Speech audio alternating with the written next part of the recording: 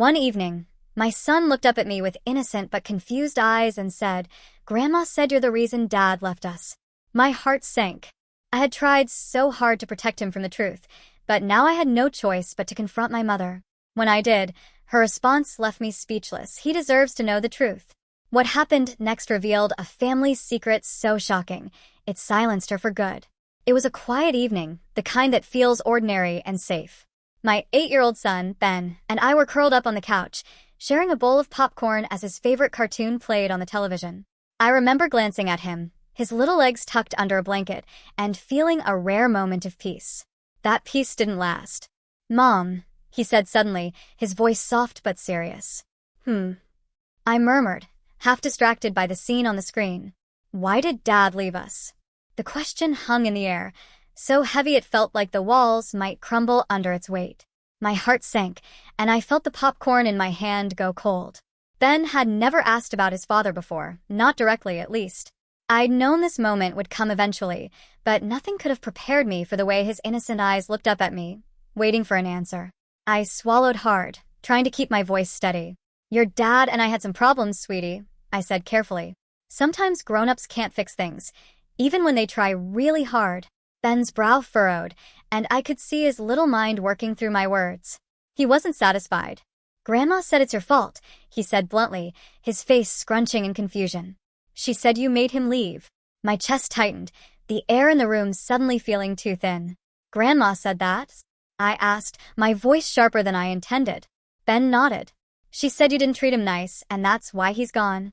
For a moment, I couldn't speak. My mother, of all people, had been feeding him this narrative. It wasn't just a betrayal. It was an attack on everything I'd tried to protect Ben from. My hands clenched into fists, but I forced myself to take a deep breath. This wasn't Ben's fault. "Listen, buddy," I said, placing a hand on his shoulder. "I need you to know something very important. What happened between your dad and me was really complicated. But it wasn't just one person's fault. Sometimes grown-ups go through things that kids don't need to worry about." He tilted his head, still not fully understanding. "But Grandma said you're why he left." I fought to keep my voice calm. "Grandma doesn't know everything," I said gently but firmly. "And I'll talk to her about what she said, okay? For now, just know that your dad and I both love you very much. That's the most important thing." Ben seemed to accept my answer for the moment, turning his attention back to the cartoon. But I couldn't focus. My mind was racing, a mix of anger and frustration boiling beneath the surface. My mother and I had always had a complicated relationship. She was the type of person who believed she was always right, even when she was dead wrong. Over the years, she'd been critical of my choices, my parenting, and, of course, my marriage. But for her to involve Ben in our issues, feeding him lies about his father and me, was a line I couldn't allow her to cross. I spent the rest of the evening distracted, my thoughts tangled in a web of frustration and hurt. When I tucked Ben into bed later that night, I kissed his forehead and promised myself that I'd set the record straight. As I turned off the light and closed his door, I felt a storm brewing inside me. This wasn't just about defending myself. It was about protecting my son from the toxic legacy of misplaced blame and bitterness. The next morning, I would confront my mother. And I wasn't going to hold back. The sun hadn't even fully risen when I found myself gripping the steering wheel, white-knuckled and seething. The 20-minute drive to my mother's house felt like an eternity, my mind replaying every word Ben had said the night before. "Grandma said you're the reason Dad left." The memory was like a splinter I couldn't dislodge, small but maddeningly painful. When I pulled into her driveway, I didn't bother to calm myself or rehearse what I would say. This wasn't a moment for diplomacy. I slammed the car door behind me and marched to her front porch, my heels clicking loudly against the concrete. The door swung open before I could knock, as if she'd sensed I was coming. My mother stood there, her silver hair neatly combed, her expression calm and unbothered. She was wearing one of her pressed cardigans, looking every bit the picture of composed authority, a sharp contrast to the anger radiating off me. "Why would you tell Ben that I'm the reason his dad left?" I demanded, my voice trembling with barely contained rage. She arched an eyebrow, crossing her arms over her chest in that condescending way she'd perfected over the years. "He has a right to know," she said simply, as if her meddling was the most logical thing in the world. I stared at her, stunned. "A right to know what, exactly?" I shot back. "The version of events you made up in your head?" The one where I'm some villain who drove Mark away? That's not your story to tell, and it's certainly not the truth. Her expression didn't waver. You can't protect him forever, she said, her tone maddeningly calm. He's going to grow up, and he'll figure out on his own. Better he hears it now than when it's too late to understand. Understand what? I snapped, my frustration boiling over. That his grandmother thinks it's okay to blame his mother for everything? That you'd rather twist the truth than admit you have no idea what actually happened. She didn't flinch, but her eyes narrowed slightly, a flicker of something that might have been guilt. I know enough, she said evenly. I saw how you treated Mark. You never appreciated him. You never gave him what he needed. It's no wonder he left. Her words were like a slap to the face. I felt my breath catch in my throat, but I forced myself to stay composed. You don't know what you're talking about, I said, my voice low but firm. You weren't there. You didn't see what happened behind closed doors. You're basing everything on your assumptions, and now you're dragging Ben into your warped version of the truth. For a moment, there was silence. Then she let out a sharp breath, shaking her head. You always think you're the victim, she said. You refuse to take responsibility for your actions. Maybe if you'd been a better wife, Mark wouldn't have left. Her words cut deep, but they also ignited something in me, something stronger than anger. I took a step closer, leveling her with a steady gaze. You want to talk about responsibilities? I said, my voice cold now. Let's talk about how you've spent my entire life criticizing me instead of supporting me. Let's talk about how you always took Mark's side, even when he was wrong, just because you thought he was too good for me. You don't get to rewrite history to make yourself feel better. For the first time, she looked uncertain. Her arms dropped to her sides, and she glanced away, her lips pressing into a thin line. I wasn't done. You don't know the truth because you never bothered to ask, I continued. You just assumed I was the problem because it's easier for you to believe that than to admit Mark and I were both struggling. Her eyes flicked back to mine, and I could see the cracks forming in her composure. You think I didn't notice how unhappy he was, she said, her voice quieter now. He deserved better than what you gave him. I took a deep breath, trying to steady myself. Mark didn't leave because of me, I said firmly. He left because of us. We were both at fault. But the difference is I tried to fix things. I tried to make it work and he didn't. And you know what didn't help? You. Constantly undermining me, constantly reminding me that I wasn't good enough. Her face went pale, and for a moment, I thought she might apologize. But instead, she straightened her shoulders and said, I was only trying to help. Helps, I repeated, laughing bitterly. You call this helping? Feeding my son lies about his father and me? Undermining my relationship with him? That's not helping. That's selfish. And I won't let you do it again. I turned to leave, my heart pounding in my chest. But just as I reached the door, her voice stopped me. Wait, she said quietly. I turned back to see her standing there, looking smaller than I'd ever seen her. What do you mean you were both at fault? The question caught me off guard. For a moment, I hesitated, unsure of how much to reveal. But then I realized something. If I wanted to end this cycle of blame, I needed to tell her the truth, no matter how painful it was. Mark wasn't who you thought he was, I said, my voice steady despite the lump in my throat. There's a lot you don't know, and it's time you heard the whole story. Her eyes widened, and for the first time, I saw a glimmer of something that looked like fear. What are you talking about? She asked. I didn't answer. Not yet. But I knew this was just the beginning. The truth was coming, and it was going to change everything. The tension in the room was suffocating. My mother stood in the middle of her pristine living room, her arms crossed, her face a mask of icy composure. I couldn't believe what I was hearing. Her accusations were more than just cruel. They were entirely unfounded. You think I'm lying, she said, raising an eyebrow in challenge. I know exactly what happened between you and Mark. He left because of you. Her words hit like a slap, sharp and stinging. My jaw tightened, but I forced myself to keep calm. What are you talking about? I shot back, my voice trembling with a mix of anger and disbelief. You don't know what happened between me and Mark. You weren't there. You didn't see what it was like. She shook her head, her expression hardening. I know enough, she said, her tone growing colder with every word. You pushed him away with your pride, your stubbornness. You never appreciated him. And now look what's happened. Your son is the one paying the price. I stared at her, floored by her audacity. How could she stand there so calmly, twisting the narrative to suit her own perspective? She didn't know the truth, How could she, when she'd only ever seen the surface of our relationship? You don't know what you're talking about, I said firmly, my voice rising despite my efforts to stay composed. Mark and I had problems, yes, but they weren't one-sided. We both made mistakes. Don't act like you're some kind of expert on my marriage. Her eyes narrowed, and she let out a sharp, bitter laugh. You're always the victim, aren't you? She said. Nothing's ever your fault. It's always someone else who's to blame. Mark was a good man, and you threw it all away because you couldn't see what you had. The accusation cut deep, reopening wounds I thought I'd closed long ago. But I refused to let her see how much it hurt. You think Mark was perfect? I shot back, my voice laced with anger. You think he was some saint who put up with me out of the goodness of his heart? You didn't see the things he said to me, the way he shut me out. You didn't see the nights I cried myself to sleep because I didn't know how to reach him anymore. She flinched slightly at my words, but she didn't back down. Maybe you should have tried harder, she said, her tone biting. Marriage isn't easy. You don't just give up because things get tough. I laughed bitterly, shaking my head. You think I gave up? I said. I fought for that marriage. I gave everything I had to try and make it work. But Mark, he wasn't the man you thought he was. And he certainly wasn't the man I married. For the first time, I saw a flicker of uncertainty in her eyes. What do you mean by that? She asked, her voice quieter now. I hesitated, debating how much to reveal.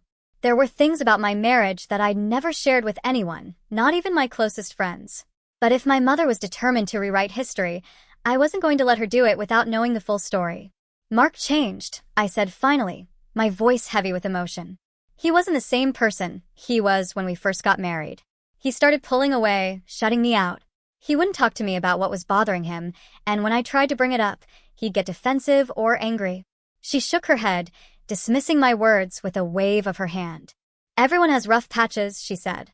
That doesn't mean you just let things fall apart. I took a step closer, my eyes locking with hers. It wasn't just a rough patch, Mom, I said firmly. There were things going on with Mark that you don't know about.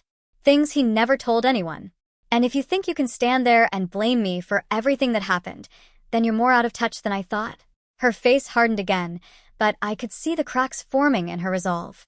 She didn't want to admit that she might be wrong, that her version of events wasn't the whole truth. Why are you so determined to make me the villain in this story? I asked, my voice breaking slightly. Why can't you just admit that you don't know everything? She didn't answer right away. Instead, she turned away, staring out the window with her back to me. For a moment, the only sound in the room was the ticking of the clock on the wall. Finally, she spoke, her voice quieter, but still tinged with defiance. I just don't understand how someone like Mark could leave. He seemed so solid, so dependable. I let out a bitter laugh. That's because you only ever saw what he wanted you to see, I said. You didn't see the cracks, the struggles, the things he was hiding from everyone, including me. She turned back to face me, her expression unreadable. What are you saying? She asked cautiously. I hesitated, knowing the next words would change everything. But if she wanted the truth, I was finally ready to give it to her. I'm saying that Mark wasn't the man you think he was, I said. And if you're so convinced that I'm the reason he left, then maybe it's time you heard the whole story. Her eyes widened slightly, and for the first time, I saw a glimmer of fear. She didn't know what was coming, but she was about to find out. My mother stood in silence as I began to unpack the truth, piece by painful piece. I hadn't planned to relive the past in this way, but her accusations had left me no choice. If she wanted to understand what had happened between Mark and me, she needed to know where it all began. Mark and I were young when we got married, I said, my voice steady but tinged with emotion. We thought love was enough to fix everything. But we were so different. He came from a world I couldn't relate to: money, status, expectations. His family looked at me like I was some charity case he picked up on a whim. My mother opened her mouth to interject, but I raised a hand to stop her. Let me finish, I said firmly. His mother especially hated me. She didn't even try to hide it. She'd make these little comments. Oh, is that what you're wearing? Or, Mark prefers his food cooked this way, dear. She was always finding ways to remind me that I wasn't good enough for her precious son. At first, Mark had been my biggest supporter. He'd tell me to ignore her, brushing off her snide remarks with reassurances that he loved me and nothing else mattered. Don't listen to her, he'd say, holding my hand. I married you, not her. You're everything I've ever wanted, and for a while that was enough. I believed him. I clung to the idea that our love could withstand the judgment of his family and the challenges of blending our two very different lives. But over time, the cracks began to show. Mark was ambitious, so ambitious that his career often came first. Late nights at the office turned into missed dinners, which turned into entire weekends where I barely saw him. I wanted to support him, but I also felt like I was slowly disappearing from his world. He started changing, I said, my voice quieter now. He wasn't the same person I fell in love with. He became distant, irritable. And every time I tried to talk to him about it, he'd brush me off or tell me I was imagining things. My mother shifted uncomfortably in her seat, but I kept going. And then there was you, I said, meeting her eyes. You didn't help, Mom. You were always so critical of my choices, of how I handled things. You'd make little comments, just like his mother did. I was stuck between two worlds, and no matter what I did, I wasn't good enough for either of them. Her face tightened, but she didn't deny it. The pressure was unbearable, I continued. I felt like I was drowning. And instead of helping me, instead of standing by me, Mark pulled further and further away. I don't think he even knew how to deal with it all, so he just stopped trying. I paused, the weight of those memories pressing down on me. When he finally left, it wasn't just because of me. It was because of everything. The pressure, the expectations, the constant judgment from his family, from you, even from himself. We both made mistakes, but we never had a chance because no one wanted us to succeed. My mother's expression softened, just slightly. I didn't realize it was that bad, she said quietly. Of course you didn't, I said, my voice sharp. You never asked. You were too busy judging me to see what I was going through. She flinched at my words, but didn't argue. For the first time, it seemed like she was actually listening. There's more, I said, taking a deep breath. Mark wasn't just dealing with work stress or family pressure. He was struggling with something deeper, something he didn't tell anyone, not even me at first. Her brow furrowed. What do you mean? I hesitated, debating how much to reveal. But this was the truth, and it was time for her to hear it. Mark was dealing with depression, I said finally. He didn't know how to talk about it, so he bottled it up. And when everything else started falling apart, he blamed himself. He couldn't handle the weight of it all, and he didn't know how to ask for help. My mother's eyes widened in shock. He was depressed? She asked, her voice barely above a whisper. I nodded. He tried to hide it, but I could see it in the way he carried himself. He'd come home exhausted, not just physically, but emotionally. He stopped smiling, stopped engaging. It was like the light had gone out of him, and no matter what I did, I couldn't bring it back. Her expression shifted, a mix of guilt and sadness. I didn't know, she said quietly. Of course you didn't, I said again. Because you never cared to look past your own assumptions. You just saw what you wanted to see. A marriage that didn't fit your idea of perfection, a daughter who wasn't living up to your expectations. But you never stopped to think about what was actually happening behind closed doors. The room was silent for a long moment, the weight of my words settling between us. I could see my mother struggling to process everything I'd said, her usual confidence shaken. I'm not saying I was perfect, I said finally. I made mistakes. I could have handled things differently, fought harder, been more patient. But so could Mark. And so could you. This wasn't just about me, it was about all of us. She looked down at her hands, her expression unreadable. For the first time, I saw a crack in her armor, a glimpse of vulnerability she rarely showed. I didn't realize, she said again, her voice barely audible. No, I said softly. You didn't. But now you do. And with that, I stood up, my heart heavy but resolute. If you want to keep blaming me, that's your choice. But don't drag Ben into it. He deserves better than this. Without waiting for her response, I turned and walked out the door, leaving her to sit with the truth I'd laid at her feet. I sat across from my mother in her meticulously arranged living room, the tension between us so thick it felt like the air had turned to stone. The faint ticking of the clock on the mantel was the only sound, punctuating each second of her silence. I had just laid bare the truth about my marriage to Mark, the constant judgment, the pressures from all sides, and the depression that consumed him. I thought, for a fleeting moment, that she might understand. But instead, she scoffed. So now you're blaming me? She said, her voice laced with sarcasm. Typical. You can't handle the fact that you ruined your marriage, so you're pointing fingers at everyone else. Her words were like a slap to the face. I gripped the armrest of the chair, my knuckles turning white as I fought to keep my temper in check. You think this is about avoiding blame? I shot back, my voice trembling with frustration. You have no idea what it was like to be in that marriage. To feel like you're fighting a battle on every front while the people who are supposed to support you stand there and criticize you instead. She crossed her arms, her expression hardening. I was only trying to help, she said defensively. Helps? I repeated, laughing bitterly. You call tearing me down at every opportunity help. You sided with Mark and his family every time, even when they were wrong. You never supported me.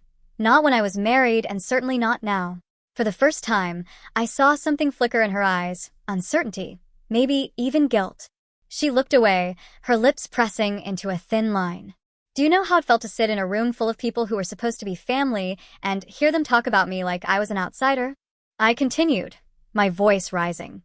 Do you know how many times Mark's mother told me I wasn't good enough? And every time, instead of defending me, you just sat there or, worse, agreed with her. My mother didn't respond right away. Instead, she adjusted a coaster on the coffee table, her fingers fidgeting nervously. I never agreed with her, she said quietly. You didn't stop her either, I said. And that's just as bad. Her denial was infuriating, but I wasn't done. You always took his side, I said, leaning forward. Even when he treated me like I didn't exist. Do you know what it's like to feel invisible in your own marriage? To fight so hard for someone who's already halfway out the door? And then to have your own mother act like you're the problem? She flinched at my words, but her expression didn't soften. Mark loved you, she said, her voice more measured now. He wasn't perfect, but he tried.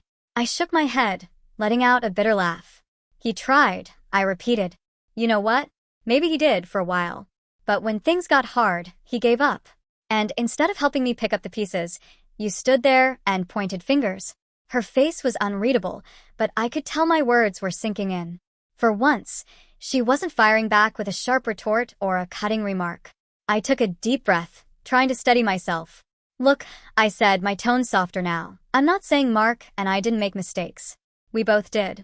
But the constant judgment from you, from his family, it didn't just hurt me. It hurt him too. You all put so much pressure on us to be this perfect couple that neither of us knew how to handle it. She looked up at me, her eyes searching mine for something, maybe proof that I was exaggerating, maybe a hint of forgiveness. I didn't realize, she said finally, her voice quiet. No, I said firmly. You didn't. Because you never stopped to think about how your words and actions affected us. You just assumed you knew best and everyone else was wrong. For a moment, we just sat there in silence. The anger that had been boiling inside me began to ebb, replaced by exhaustion. This wasn't the conversation I wanted to have, but it was the one we needed. Then, as if the tension had reached a breaking point, my mother sighed heavily and leaned back in her chair. I didn't mean to make things worse, she said, her voice almost a whisper. I thought I was helping you see the truth. I thought if I pushed you, you'd, I don't know, be stronger. Her admission caught me off guard. For years, I'd seen her as this immovable force, someone who never questioned herself. To hear her admit that she might have been wrong was jarring.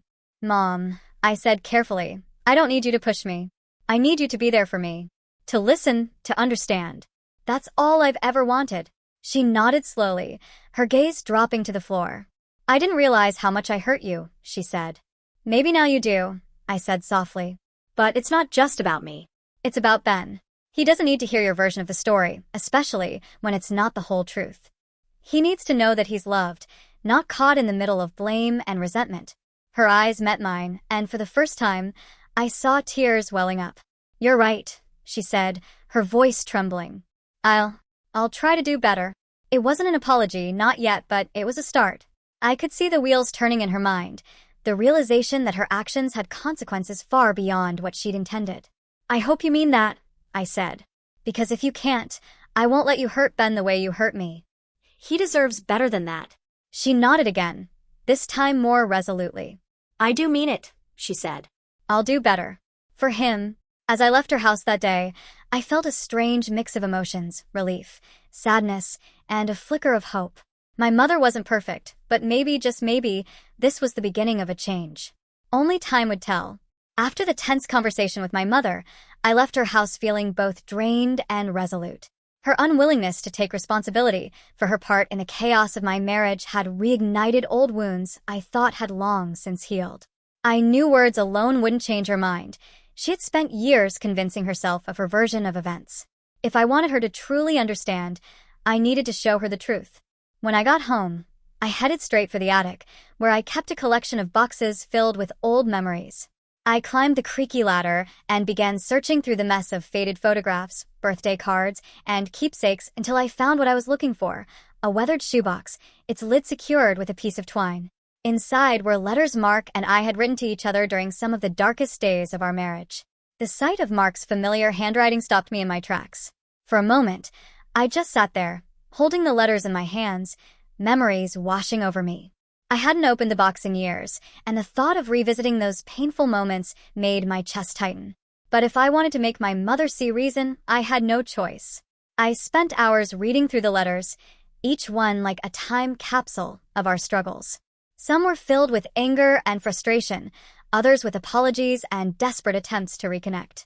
They were raw, unfiltered snapshots of a marriage that had been under siege from all sides. And then I found it, the letter I'd been searching for. It was dated just 3 days before Mark had packed his bags and walked out the door.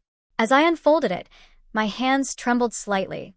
His words, written in bold, slanted script, were still etched in my memory. Dear my name. I don't know how to start this letter because, honestly, I don't know where to start with us anymore. I feel like we're drowning, and I don't know how to fix it. I love you. I need you to know that. But I also feel like we're trapped in a storm we can't escape. Your mom, my mom, they're constant meddling. It's like they're determined to tear us apart, and I hate that it's working. I know I haven't been perfect. I've shut you out, and I'm sorry for that. I don't know how to deal with all of this. I'm exhausted. I feel like I can't breathe. And no matter what I do, it's never enough. Not for you, not for them, not for anyone. I love you, but I'm not sure I can do this anymore. I hope one day you can forgive me. Tears blurred my vision as I read the letter again, even though I'd memorized every word. It was a painful reminder of the man Mark had become in the end, someone weighed down by his own struggles, who couldn't see a way forward. With the letter in hand, I drove back to my mother's house the next morning, my determination outweighing my exhaustion. She opened the door with a wary expression, as if she wasn't sure what to expect from me this time. I need to show you something, I said without preamble, holding up the folded letter. She frowned but stepped aside to let me in. What's this? She asked as I handed it to her. It's from Mark, I said simply. He wrote it a few days before he left. I think you need to read it. Her eyes widened slightly, but she didn't say anything. She unfolded the letter with deliberate care, her brow furrowing as she began to read. I watched her face closely, waiting for the moment when the weight of Mark's words would hit her. It didn't take long. Her hands started to tremble as she reached the part about the meddling and expectations. By the time she finished, she looked pale, her usual composure shattered. You kept this?" she stammered, her voice barely above a whisper. "Yes," I said, my tone firm but calm.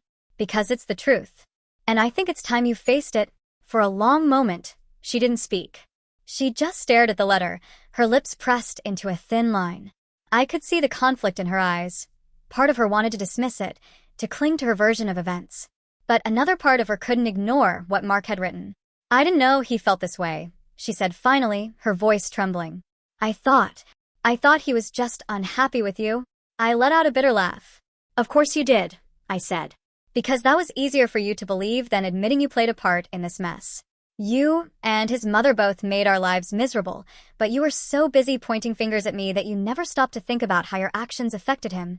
Her eyes filled with tears, and for the first time, I saw genuine remorse on her face. "I didn't mean to hurt him," she said softly. "Or you?" "I know," I said, my voice softening. "But intent doesn't erase the damage. Mark felt like he was drowning because of all the pressure from me, from you, from his family. And instead of helping him, we all just pushed him further under." She sat down heavily on the couch, the letter still clutched in her hands. "I never thought about it like that," she admitted, her voice barely audible. "I don't think any of us did," I said. "But it's the truth. And if we want to move forward, we need to start accepting it." For the first time in years, I felt a glimmer of hope that my mother and I could find some common ground. She wasn't perfect, far from it. But in that moment, I saw a crack in her armor, a chance for her to truly reflect on the role she'd played in our family's pain. "I'm sorry," she said finally, looking up at me with tear-filled eyes. I'm sorry for everything. Her apology didn't erase the past, but it was a start. And for the first time, I felt like we were finally on the same page. The drive back home after handing my mother Mark's letter should have been cathartic, but instead, it left me feeling hollow. For all her faults, I could tell she hadn't expected to read those words. Mark's raw confession about the crushing pressure we'd faced, the wedge driven between us by family interference. And yet, as I replayed our conversation in my head, I knew she still didn't fully understand. Mark's letter was part of the truth, but it wasn't the whole story. There was one final piece I hadn't shared, something I'd kept locked away for years because it felt too painful to confront, let alone explain to someone else. But if my mother was going to keep dragging Ben into her twisted narrative, she needed to hear everything, no matter how much it hurt. I called her that evening and told her to meet me at my house the next day. She sounded wary, like she wasn't sure whether to expect a continuation of our argument or something else entirely. When she arrived, I greeted her at the door, a small stack of papers in my hand. She looked at me, her face etched with uncertainty, and followed me into the living room without a word. Once we were seated, I took a deep breath and began. "There's more you need to know about Mark," I said, my voice steady but heavy with emotion. "And it's something I haven't told anyone. Not you, not even his family." Her brow furrowed, and she tilted her head slightly, waiting for me to continue. I looked down at the papers in my hands, my fingers brushing over the edges. After Mark left, I started going through his things, trying to make sense of everything, trying to understand why he'd walked away. That's when I found these. I handed her the stack, which included a few pages from a journal I'd found and a letter he'd never sent. She hesitated before taking them, her hands trembling slightly. As she read the first page, her eyes widened. "I don't know who I am anymore," she read aloud, her voice barely above a whisper. "I feel like I'm falling apart and no one sees it. Everyone expects me to be the strong, dependable man, but inside, I feel like I'm dying." Her hands dropped to her lap, and she looked up at me, her face pale. "He wrote this?" I nodded. "Mark was battling depression," I said quietly. "For years, apparently. He hid it from everyone, including me. He felt like he couldn't talk about it, like he had to keep pretending everything was fine because that's what was expected of him." I could see the shock on her face as she processed my words. "Depression?" she repeated, as if the concept was foreign to her. "Yes," I said. "It wasn't just the pressure from work or from us. It was something deeper, something he couldn't escape. And instead of helping him, we all made it worse." She shook her head slowly, her eyes filling with tears. "I didn't know," she said, her voice trembling. I thought he was just unhappy with me." I finished for her. "Of course you did, because that was easier than admitting there was more going on. But it wasn't about me, Mom. It wasn't even about you or his mother. Mark was fighting a battle he couldn't win, and instead of seeing that, we all judged him. We made him feel like he had to be perfect, like he couldn't ask for help." Her tears began to fall, and she pressed a hand to her mouth. For once, she didn't argue. She didn't try to shift the blame or justify her actions. She just sat there, the weight of the truth sinking in. "I blamed myself for a long time," I continued, my voice softer now. "I thought maybe if I'd noticed sooner, or if I'd done more, things could have been different. But the more I read his journal, the more I realized it wasn't something I could have fixed. He needed professional help, and he didn't know how to ask for it." She nodded slowly, her expression a mix of guilt and sorrow. "I never saw it," she said. "I thought he was just tired, maybe stressed from work. I didn't think it was something deeper." "None of us did," I said. "But that doesn't excuse what happened. You blamed me for everything, and in doing so, you made it harder for me to cope. I was grieving the loss of my marriage, and instead of supporting me, you judged me, just like you're doing now with Ben." Her head snapped up, and she looked at me with wide eyes. "I didn't mean to hurt him," she said. "I know you didn't," I said. "But that's what happens when you speak without knowing the full story. You make assumptions, and those assumptions cause harm. Ben is too young to understand what happened between me and Mark, and it's not your place to tell him anything, especially not your version of events." She wiped her eyes and nodded, her shoulders slumping in defeat. "You're right," she said quietly. "I've been so caught up in my own feelings that I didn't think about how they might affect him. Or you." For the first time, I felt a flicker of hope that my mother was starting to understand. "I'm not asking you to take all the blame," I said. "But I need you to stop adding to it. What happened with Mark was complicated, and it's not something Ben needs to know about right now. He just needs to feel loved and supported. She reached out and took my hand, her grip firm but trembling. "I'll do better," she said, her voice thick with emotion. "For Ben. And for you." It wasn't the perfect resolution, but it was a start.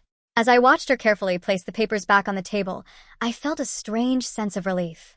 The truth was out, and for once, it seemed like she was truly listening. Mark's struggles had torn us apart in so many ways, but perhaps they could also be the thing that finally brought some of us back together. The days after my conversation with my mother were a blur of reflection and determination. The truth was out now, not just to her, but to me as well. I had spent so much time carrying guilt for things that weren't entirely my fault, and for the first time, I felt lighter. But there was still one person I needed to focus on: Ben.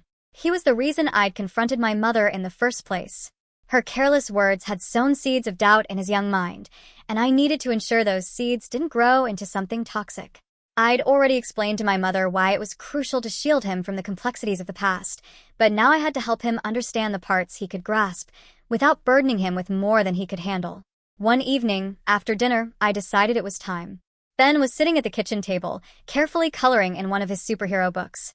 I sat down beside him, watching his small hands work diligently with a red crayon. "Ben," I began, my tone gentle, "can we talk for a little bit?" He looked up at me, his eyes curious but not alarmed. "Okay," he said, putting down the crayon. I took a deep breath, gathering my thoughts. "Remember the other day, when you asked me why Dad left?" He nodded slowly, his gaze steady but cautious. "Well," I continued, "I want to tell you a little more about it. Your dad loved you very much. He always did, and he always will. But sometimes grown-ups go through really hard things that they don't know how to talk about. Your dad was feeling sad for a long time, and he didn't know how to make it better." Ben tilted his head, his small brow furrowing. "He was sad." "Yes," I said, my voice soft. "He was. And it wasn't because of you or me. It was something inside of him, something he didn't know how to fix. That's why he left. He thought it was the only way to make things better, but it wasn't your fault, and it wasn't mine either." Ben was quiet for a moment, processing my words. "Did he still love us?" he asked finally. "Of course he did," I said firmly. "He loved you so much, Ben. He always talked about how proud he was of you, and how much he wanted you to be happy. He just didn't know how to talk about what he was feeling, and that made things really hard for him." Ben's eyes shimmered with unshed tears, and for a moment, I thought he might cry.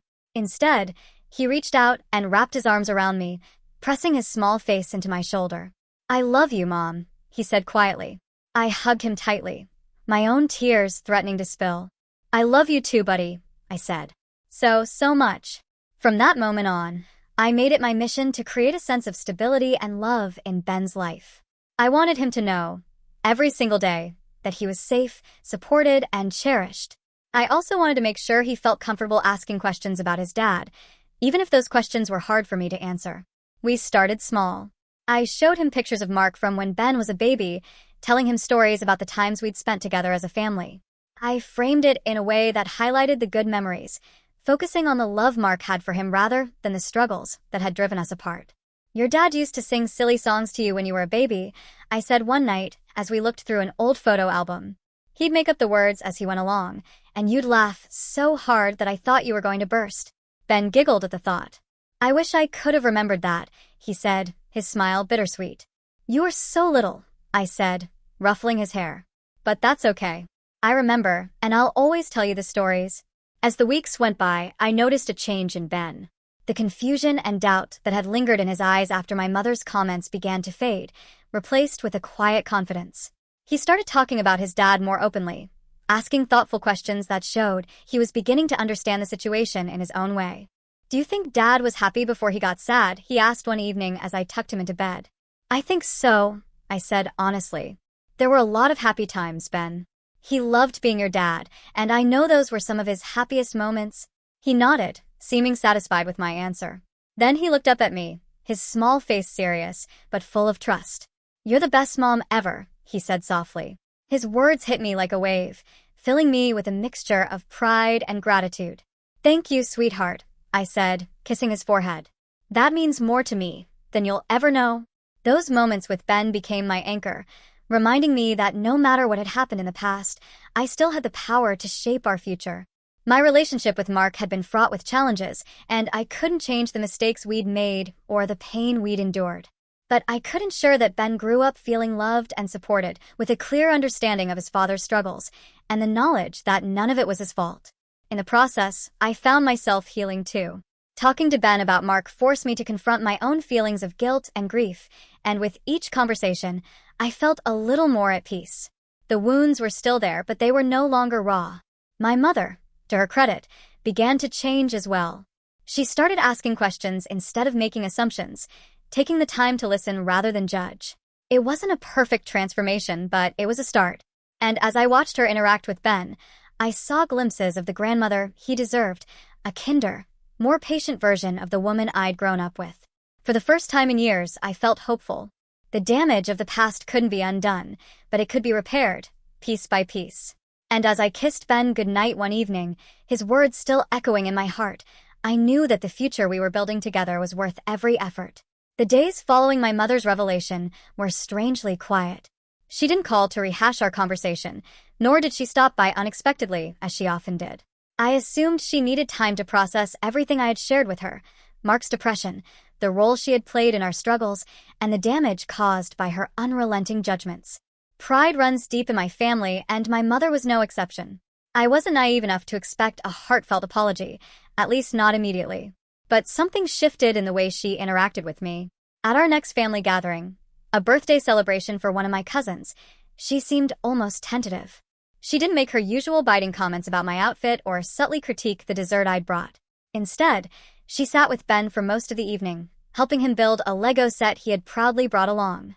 I watched from across the room, unsure if this was a temporary gesture or the beginning of real change.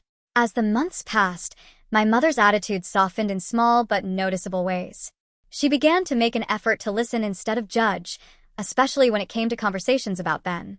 Where she once might have offered unsolicited advice, she now asked questions. "How is he doing in school?" she asked one afternoon while we sipped tea in her living room.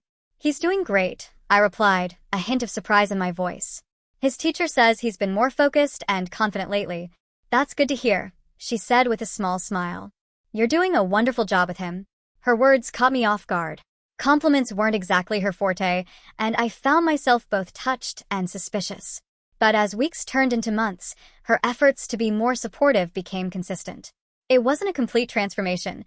She still had moments of slipping back into her old habits, but it was a start. One day, while I was sorting through some old mail, I noticed an envelope with Claire's name in the return address. I hadn't spoken to her in over a year, not since the fallout of Mark's departure had fractured our already tenuous relationship. Claire was Mark's younger sister, and she had always been fiercely loyal to him. During our marriage, she had a knack for inserting herself into our problems, often siding with Mark in ways that felt more accusatory than supportive. When he left, she didn't hold back in blaming me, going so far as to tell others in the family that I had pushed him to his breaking point. I opened the envelope cautiously, unsure of what to expect. Inside was a handwritten letter, the kind of thing Claire rarely took the time to write. "Dear my name, I've been thinking a lot about what happened with Mark, and I feel like I owe you an apology. For a long time, I was angry with you. I thought you were the reason he left, and I didn't try to see things from your perspective. I let my own guilt about not being there for him turn into blame, and that wasn't fair to you. I'm sorry for the things I said and the way I treated you. I hope you can forgive me someday. Sincerely, Claire." The letter was unexpected, to say the least. Claire and I had never been close, and her sudden apology felt both sincere and surreal. I read it twice, trying to process the words. While it didn't undo the hurt she had caused, it was a step toward healing, a gesture that I hadn't realized I needed. I decided to write back. My response wasn't overly emotional or effusive, but it was honest. I thanked her for acknowledging her part in the conflict and expressed hope that we could move forward, if not as friends, then at least as family who could coexist peacefully. It wasn't the closure I had expected, but it was enough. The changes in my mother and Claire felt like small victories in a much larger battle. The fractures in our family hadn't magically healed, but there was a sense of progress, a willingness, however tentative, to let go of the past and rebuild something stronger. At our next family gathering, my mother pulled me aside as I was helping Ben with his jacket. "I've been meaning to tell you, she said, her tone uncharacteristically soft. I'm proud of you. You've been through a lot, and you've handled it better than I ever could. Her words left me momentarily speechless. It wasn't an apology, but it was the closest thing to one I'd ever heard from her. Thanks, Mom, I said, offering a small smile. That means a lot. Ben, meanwhile, had blossomed in ways I hadn't anticipated. He was more confident, more open, and more curious about the world around him. He still asked questions about his dad from time to time, but they were framed with a sense of understanding rather than confusion or hurt. Do you think Dad would have liked my science project? He asked one evening as we worked together to build a model of the solar system. He would have loved it, I said, ruffling his hair. He always thought you were the smartest kid in the world. Ben beamed, and in that moment, I felt a deep sense of peace. The journey to this point hadn't been easy, and there were still challenges ahead. But for the first time in a long time, I felt like our family was moving in the right direction, toward understanding, forgiveness, and most importantly, healing. The morning was crisp and clear as Ben and I made the short drive to the cemetery.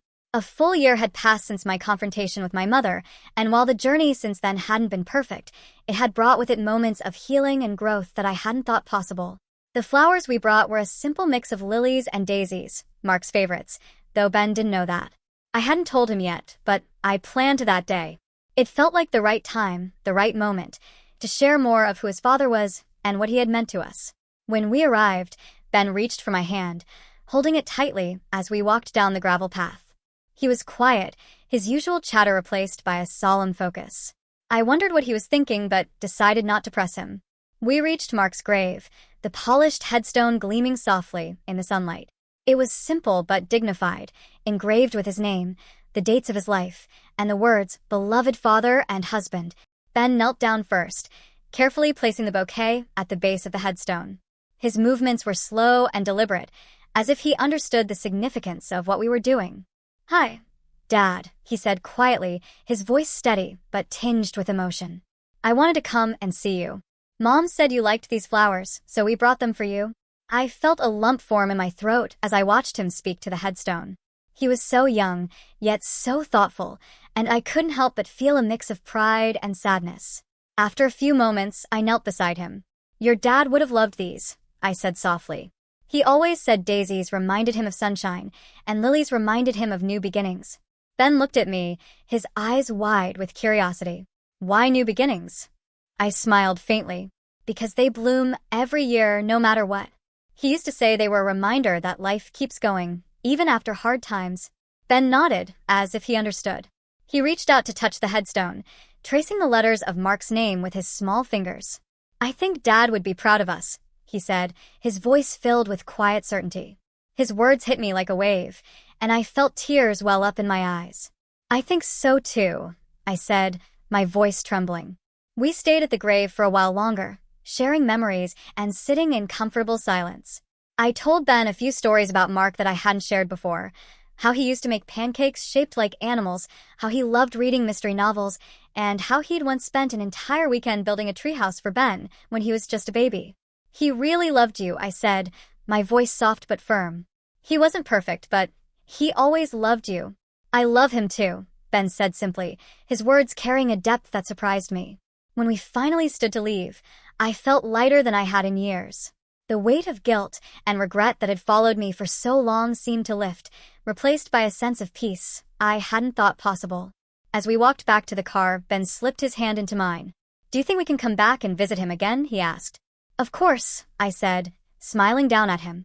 We can come back anytime you want. He nodded, his expression thoughtful. I think he'd like that.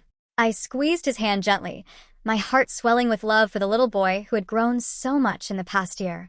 Driving away from the cemetery, I realized that while the past would always be a part of our story, it no longer defined us. Mark's struggles, my mistakes, and even the conflict with my mother, they were chapters in a larger narrative, one that was still unfolding. We were moving forward, together, and that was enough. In the rearview mirror, I saw Ben staring out the window, a faint smile on his face. His quiet strength reminded me of Mark in so many ways, and I knew that wherever he was, Mark was watching over us. For the first time in years, I felt truly at peace.